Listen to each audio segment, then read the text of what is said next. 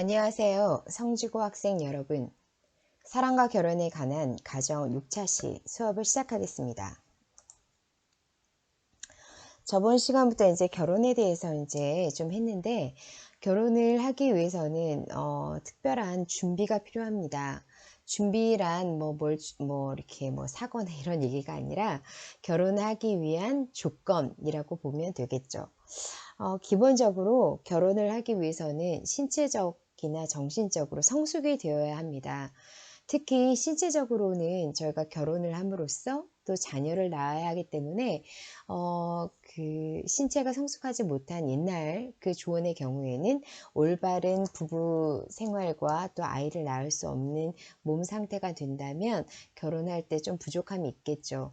그래서 어느 정도 그 남녀가 다 2차 성징, 다시 말하면 여자는 여자의 몸매, 남자는 남성의 몸으로 변화되는 2차 성징을 겪은 이후에 결혼하는 것이 바람직합니다.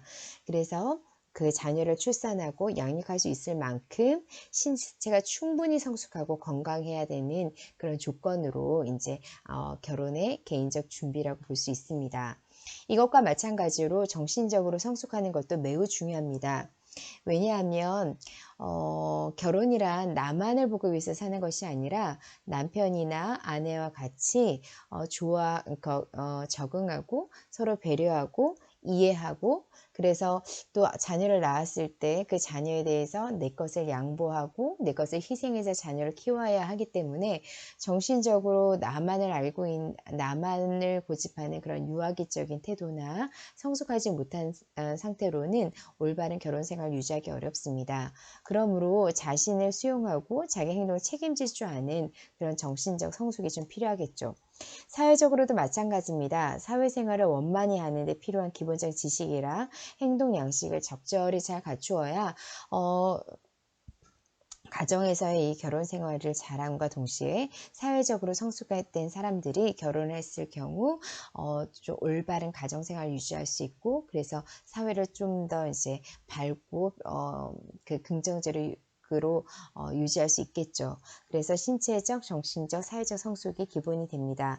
이것과 더불어 또 하나는 경제적으로 성숙이 되어야 되는데, 어쨌거나 부부 두 사람을 중심으로 살아가는 가정생활은 돈이 드는 생활이기도 합니다. 그러므로 둘 다 수입원이 없는 상태에서는 올바로 결혼생활을 유지할 수 없기 때문에 부모로부터 완전히 독립해서 자신과 가족을 부양할 수 있는 경제적 준비가 되었다라고 해야만 보통 결혼을 사람들이 생각을 하게 되죠. 그러므로 계속적으로 취업이 안 되고 이러면 결혼의 연령이 자꾸 늦춰지는데, 지금 우리나라가 조금 그렇게 결혼을 조금 약간 늦게 하는 그런 경향이 있는 것 같습니다. 어쨌거나 결혼의 개인적 준비 요건으로는 신체적 성숙, 정신적 성숙, 사회적 성숙, 경제적 성숙 4가지 면에서 필요하다고 볼 수 있습니다. 결혼을 위해서는 법적인 요건이 필요합니다. 이 법적으로는 우리나라는 법률혼주의를 취하고 있습니다. 예를 들면 결혼식을 했다고 해서 결혼식을 되게 멋있고 성대하고 막 의미 있는 결혼식을 하는데, 결혼식을 한다는 건 나와 결혼한 이성, 나의 남편, 나의 부인을 사람들에게 소개하는 과정입니다. 다시 말하면 결혼식을 했다고 해서 법률적으로 인정되는 혼인은 아닙니다. 예를 들어서 내가 너무 사랑하는 사람이 있어요. 그래서 나와 그 사람과 충분히 사랑하면 우리 사랑이 영원하리라 생각하시고 방에서 그냥 냉수물 하나 떠놓고 서로 맞절하면서 결혼식을 했다 칩시다. 그런 결혼식은 사실 그들에게는 약속이 될 수 있지만 구청이나 이런데 혼인신고를 하지 않으면 우리나라에서 인정되기 어렵겠죠. 그래서 이런 결혼은 이제 법적인 요건이 필요한데, 그 결혼에 필요한 법적인 요건 몇 가지를 한번 살펴보겠습니다. 우리나라는 기본적으로 결혼하기 위해서는 나이 제한이 있습니다. 사랑한다고 다 결혼되는 게 아니라 남녀 모두 18세 이상이 되어야 합니다. 우리가 저번에 영화로 로미오와 줄리엣을 보여드렸는데요. 사실 이 로미오와 줄리엣이 현대 우리나라이면 이 둘은 결혼할 수 없는 그런 상태가 되는 거죠. 그 영화에서 보면 그들이 보통 나이가 만 15세 정도 되거든요. 그러니까 한 16살 정도 되는데, 우리나라에는 만 18세 이상이 되어야 등록 가능한, 다시 말하면 혼인신고가 가능한 그런 법적인 나이입니다. 그런데 또 한편으로는 미성년자가 왜 결혼하면 안 될까? 미성년자임에도 불구하고 부모가 허락한다면, 예를 들어서 만 15세라 하더라도 양가의 부모님이 허락하면 결혼되는 것이 아닌가요? 라고 묻는 사람이 있는데, 부모님이 동의한다 하더라도 만 18세가 되어야, 만 18세의 그 기준을 넘어야 혼인이 가능합니다. 그래서 우리나라에서는 만 18세 이상이 되어야 합니다. 자, 그 다음에 또 하나, 당사자 간에 혼인 의사가 있어야 합니다. 이건 당연하죠. 서로 결혼하고자 하는 남자와 여자가 서로를 선택하여 우리 둘이 결혼해서 평생 같이 살겠습니다 라는 혼인 의사가 있어야 합니다. 단지 집안끼리 좋아서, 아니면 또 집안의 어른이 나를 선택해서, 이런 거 말고 당사자 간에 서로 좋아하고 사랑하고 깊이 신뢰하는, 그래서 혼인 의사가 있어야 하는 조건이 있습니다.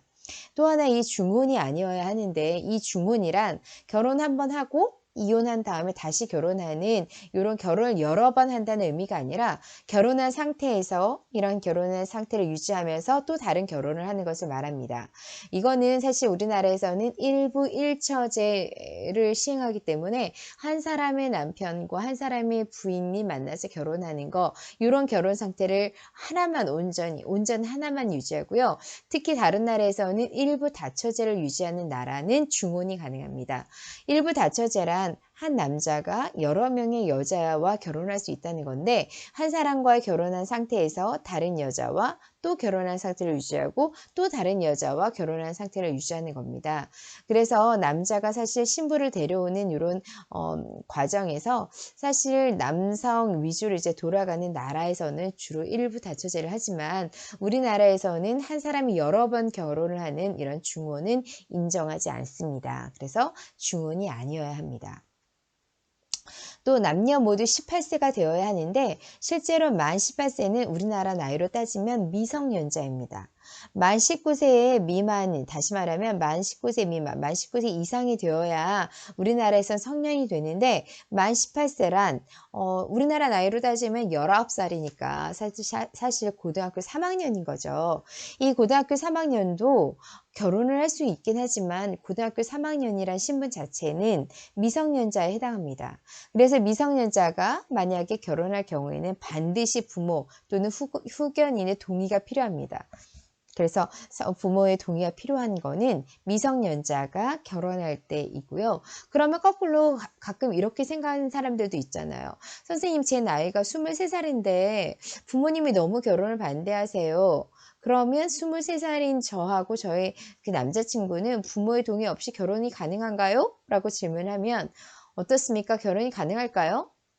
네, 결혼은 가능합니다. 결혼은 가능합니다. 그러나 그렇게 크게 추천하지 않죠. 이유는 뭐냐 하면, 결혼은 가능해서 사실 법적으로 부부가 될 수는 있습니다. 그러나 정서상 저희가 결혼을 뭐 여러 번 하는 게 아니라 일생에 딱 한 번 할 거잖아요.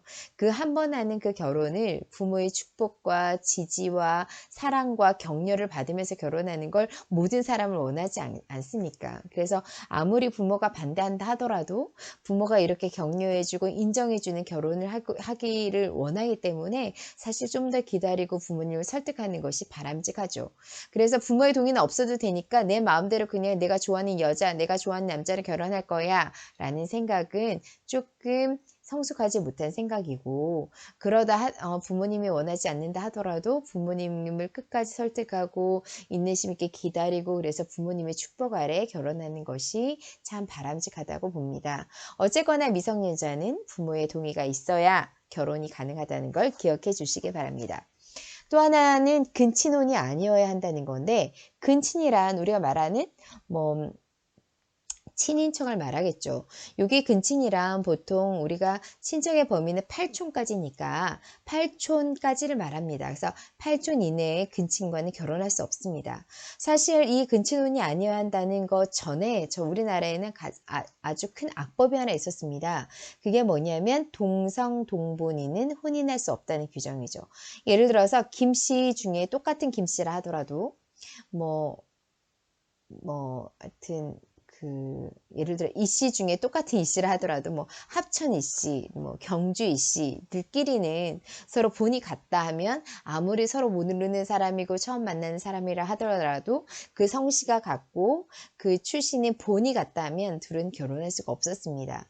그래서 예전에 사실 서로 같은 동성 동본임을 모르다가 서로 사귀고 관계가 깊어져서 결혼을 결정하였는데 알고 보니 동성 동본이었다. 그래서 눈물을 흘리며 헤어진 케이스가 굉장히 많이 있습니다.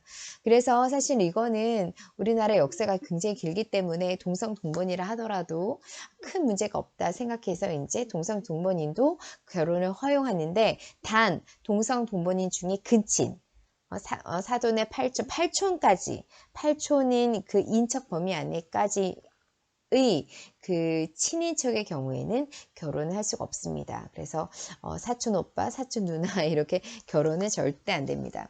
그 다음 또 마지막 우리나라에서는 혼인신고를 해야 하는데 이 혼인신고를 함으로 인해서 이제 법률상 효력이 생깁니다. 그래서 사실 이런 혼인신고보다 사람들은 되게 멋진 결혼식 또는 의미 있는 결혼식, 화려한 결혼식 이렇게 생각 많이 하시는데 이런 결혼식보다 훨씬 더 중요한 것은 구청에 가서 혼인신고를 해가지고 그들의 그 혼인을 법적으로 인정을 받는 것입니다. 그래서 우리나라는 혼인신고를 해야만 합법적인 부부가 되어서 이제 세대가 합가가 돼가지고 이제 새로운 세대를 이루어서 가정을 이제 꾸리게 되는 거죠. 그래서 사실 혼인신고가 이제 전제가 되어야 합법적인 부부가 된다는 것을 알아두시기 바랍니다. 그래서 결혼의 요건은 대부분 다 많이 알았을 텐데 남녀 모두 만 18세 이상이 되어야 된다는 거, 근친혼이 되면 안 된다는 거, 그 다음에 법률적으로 혼인신고를 해야만 법률상 효력이 생긴다는 것을 기억해 두시기 바랍니다. 자, 결혼식은 여러분들도 많이 봤을 텐데요. 사람들 앞에서 두 사람이 부부가 되는 것을 사회적으로 승인받는 절차입니다. 이게 법적으로 승인받는 게 아니라 사회적으로 승인받는다는 얘기인데 이런 사회적으로 승인받는다는 얘기는 나의 가족들, 나의 친척들, 나의 친구들, 나의 직장 상사들 또는 나의 직장 동료들에게 나는 이제 한 사람의 부인이 될 거고 한 사람의 아내가 될 거고 한 사람의 남편이 될 거고 이런 거를 공식적으로 승인을 받는다는 거예요. 이걸로 인해서 법적인 효력이 나타나는 건 아니지만 사회적으로 인정받는 그런 상태로 이제 본인들을 유부녀, 유부남으로 이제 인정해달라 이런 의미로 이제 결혼식을 하는 거죠. 결혼식은 굉장히 그 역사가 오래되었으나 요새 우리나라는 서양식 결혼을 많이 하죠. 그리고 이 결혼도 점점 시대나 가치관이 바뀜에 따라서 좀 형식도 약간씩 바뀌는 것 같아요. 옛날에는 꼭 주례 선생님이 있어서 그 주례 선생님의 주례사를 듣고 꼭 이렇게 덕담을 들어야 된다라고 얘기했지만 요새는 주례 없는 결혼식도 굉장히 많이 하더라고요. 주례 없이 서로 부부끼리 이제 서신을 교환한다던가 아니면 양쪽 부모님 중에 한 분이 이들에게 덕담을 한다던가 아니면 이런 걸로 많이 하고요. 또 결혼식을 축제로 생각해가지고 남편이 같이 이렇게 춤을 추면서 노래한다던가 뭐 이런 걸로 많이 바뀌기도 하더라고요.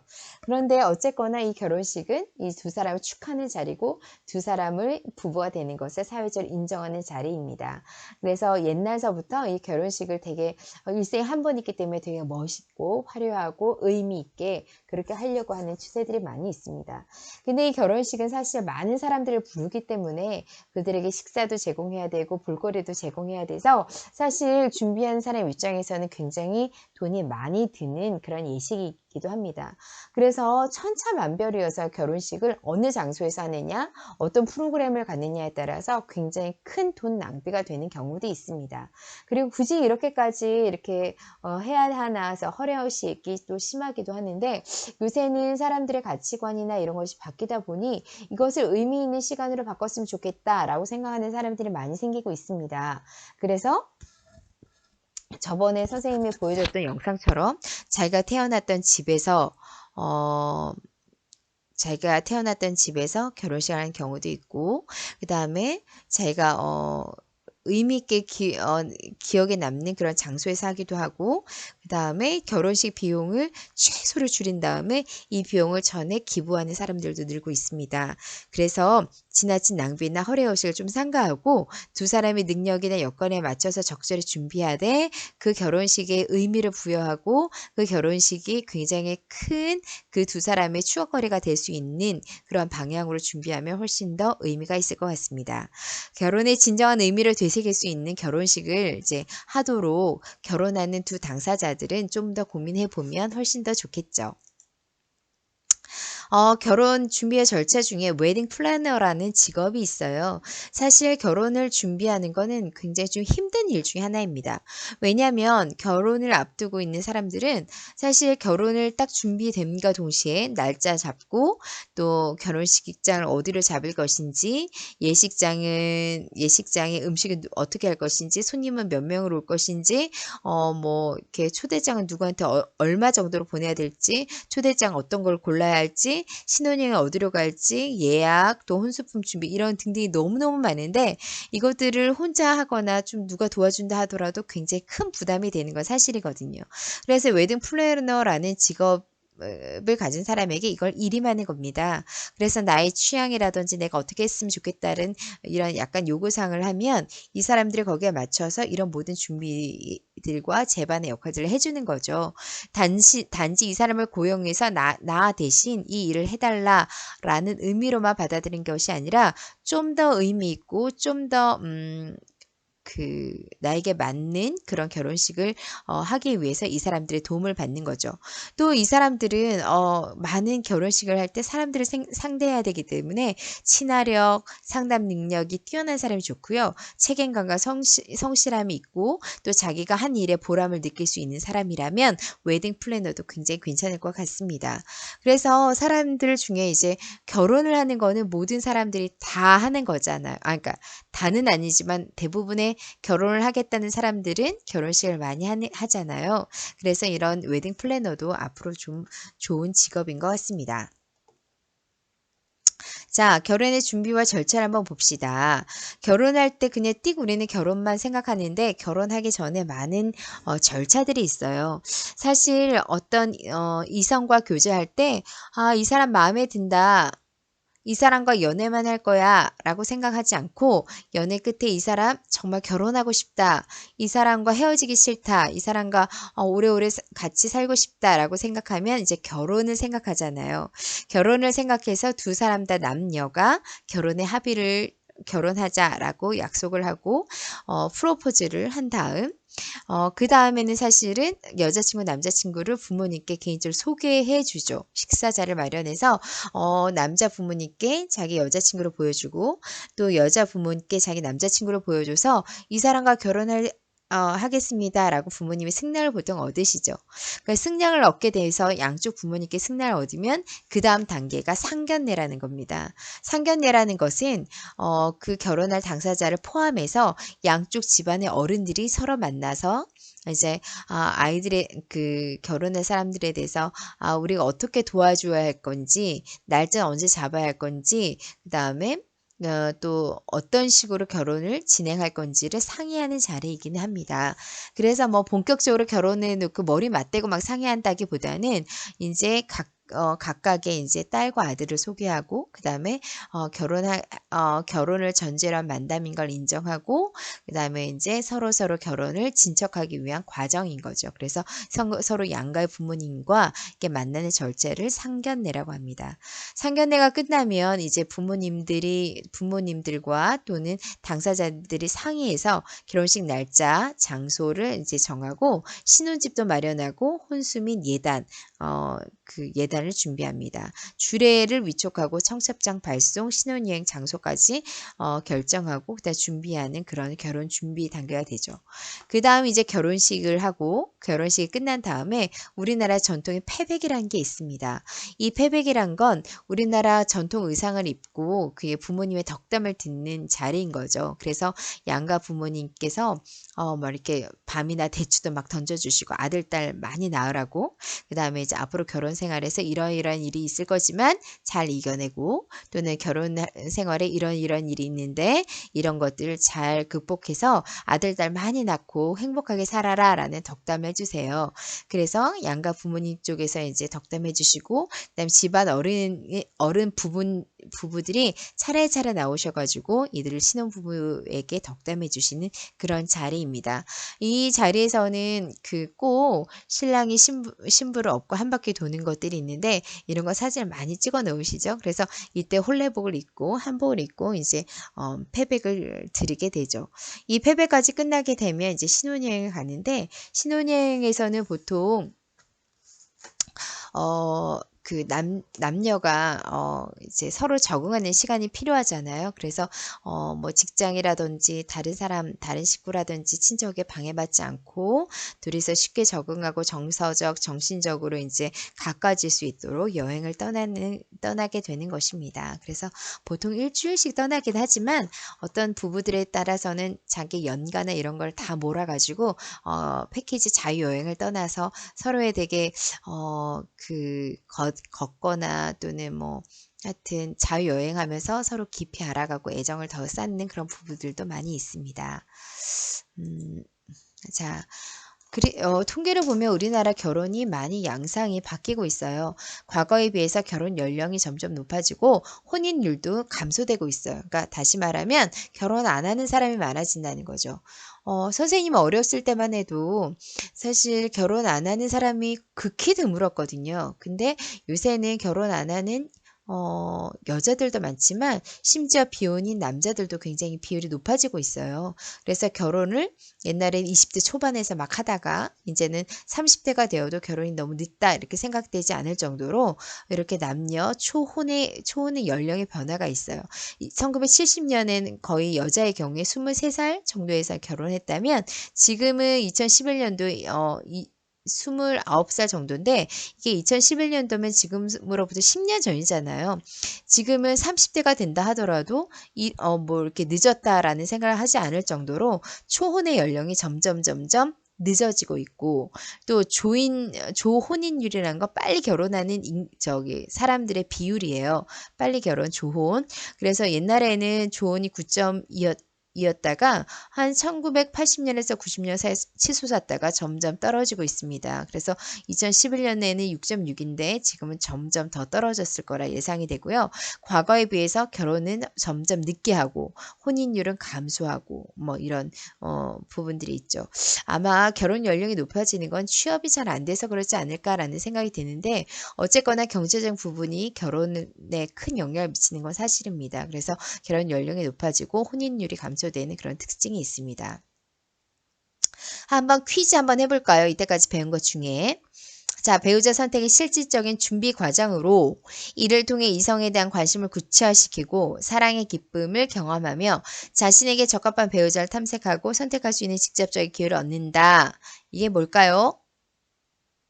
네, 잘했습니다. 이성교제입니다. 자, 그 다음. 자, 괄호 안에 들어갈 말로 알맞은 말을 한번 써봅시다. 사랑의 요소 3가지 띵, 열정, 현신. 이거 되게 중요하죠. 이 3가지 요소가 균형적으로 이루어질 때 무엇이라고 합니까? 답은 친밀감, 열정, 헌신이고 이거를 성숙한 사랑이라고 하죠.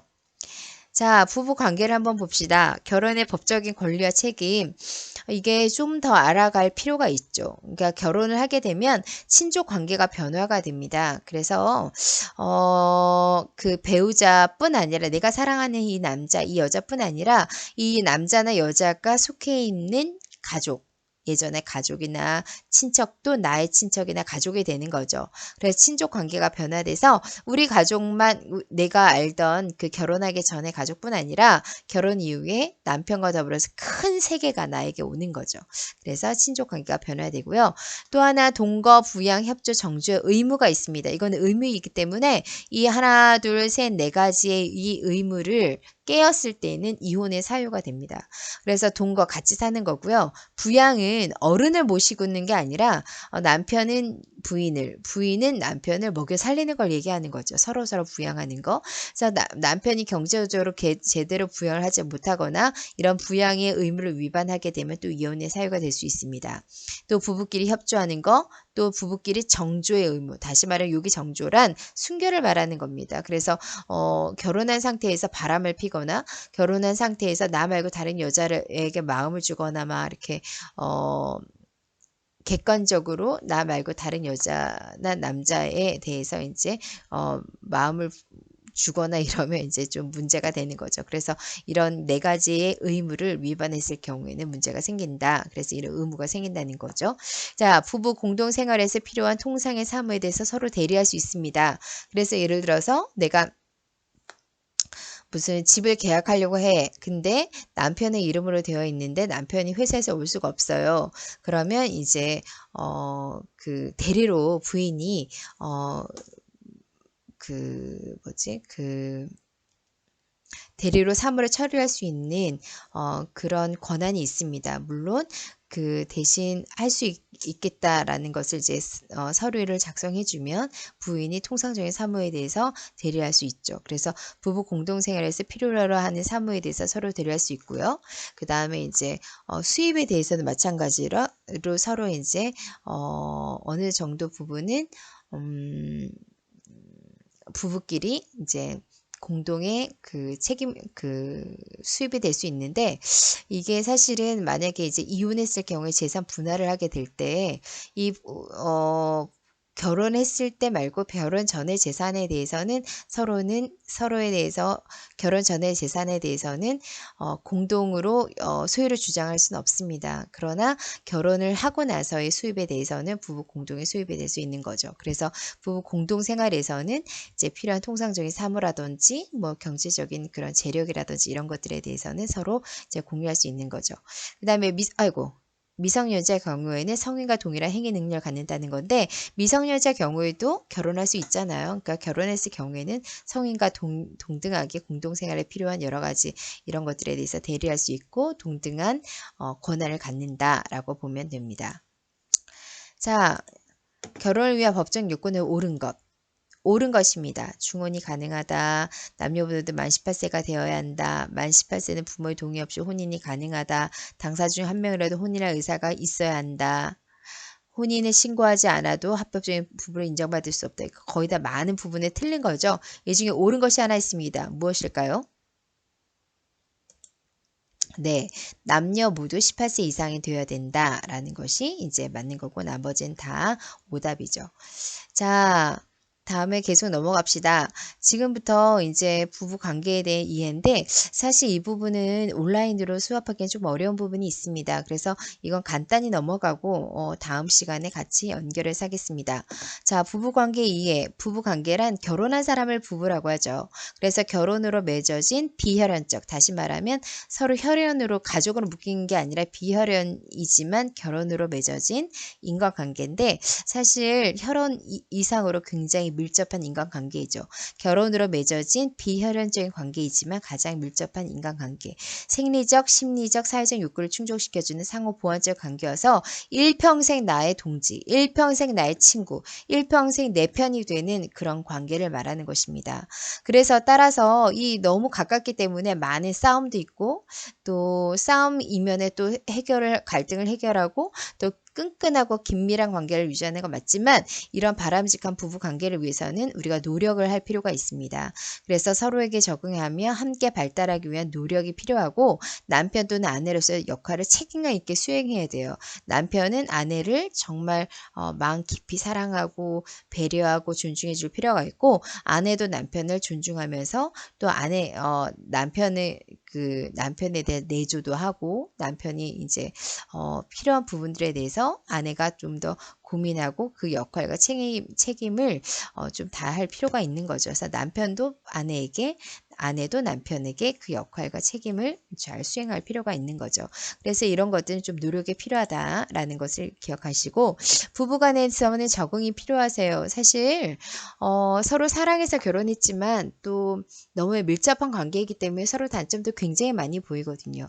사랑할 때는 사실은 눈에 어른들 말에 의하면 콩깍지가 껴왔다고 하잖아요. 그래서 상대의 장점만 많이 보이는 경향이 있는데 사실 부부간에 적응할 부분들이 굉장히 많이 있습니다. 그래서 성격적으로 같이 살아봤더니 나 이런 사람인지 몰랐어. 이렇게 급하고 다혈질이었어. 라는 것을 알게 될 때도 있고 내가 이렇게 정말 이렇게 선택 장애가 있었나? 내 부인이 이렇게 좀 이렇게 느긋했었나? 이런 부분들이 있어서 성격이 안 맞는 부분들도 굉장히 많이 있습니다. 그러나 이것도 적응해 나가야 되는 거죠. 그래서 성격적인 적응뿐 아니라 나의 부모 말고 남편의 부모, 나의 부모 말고 부인의 부모, 그러니까 친인척 관계에 좀 적응할 필요가 있고 성적으로 적응해야 되고 경제적으로 적응해야 될 부분들이 있습니다. 그래서 부부간에 적응해야 할 부분들이 있는데 이런 것들이 너무 버거워서 많은 갈등도 생기고 다툼도 일어나지만 이런 다툼을 좀 이렇게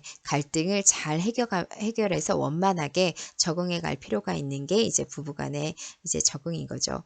부부간의 역할도 마찬가지입니다. 자녀 양육 및 사회 역할이 가장 이제 부부들이 신경 많이 쓰는 부분인데 자녀 양육이 예전에 비해서 이제 어머니만의 역할은 아니잖아요. 그래서 자녀 양육하고 이 자녀가 사회생활 잘 적응할 수 있도록 남편과 아내가 잘 그 역할을 해야 되는 거고 성적인 역할뿐 아니라 친족관계 재조명의 역할, 오락 및 휴식의 역할, 치료적 역할, 가계 부양자 역할 다시 말하면 돈을 벌어서 경제적으로 가정을 잘 꾸리는 역할 모두 다 부부간의 역할에 해당이 됩니다.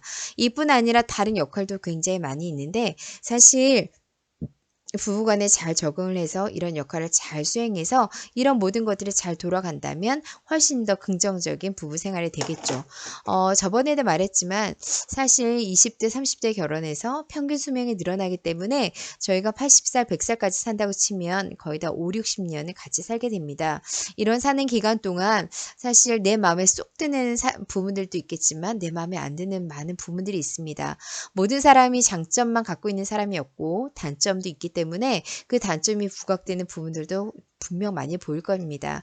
그렇지만 이 단점이나 장점을 잘 조합해서 좀 더 가족의 문화라든지 아니면 서로 극복하는 과정 또는 서로 이해하고 서로 배려하는 과정으로 넘어간다면 훨씬 더 부부간의 관계가 좋을 거고 부부간의 관계가 좋게 되면 아이들도 그것을 보고 정말 그 인간 관계에 대해서 좀 더 신뢰를 할 수 있게 되고 그러다 보면 이제 가정이 튼튼해지고 건강한 가정이 되겠죠. 그래서 이 부부관계가 건강한 가정의 기초가 되기 때문에 결혼이 중요하지만 결혼뿐 아니라 결혼하고 난 부부의 생활에 대해서도 한 번쯤 깊이 있게 생각해 볼 필요가 있습니다. 오늘 수업은 여기까지 하고요. 그 다음에 부부의 관계 및 그 가정에 대한 나머지 행복한 가정에 대한 수업은 다음 시간에 하는데 사실 이런 부분들에 대해서는 온라인보다 좀 더 오프라인에 적합하기 때문에 우리가 6월 3일 날 계약을 하게 되면 그때 좀 더 많은 얘기를 나눴으면 좋겠습니다. 지금까지 수업을 잘 들어주신 여러분 감사하고 다음 시간에 또 뵙겠습니다.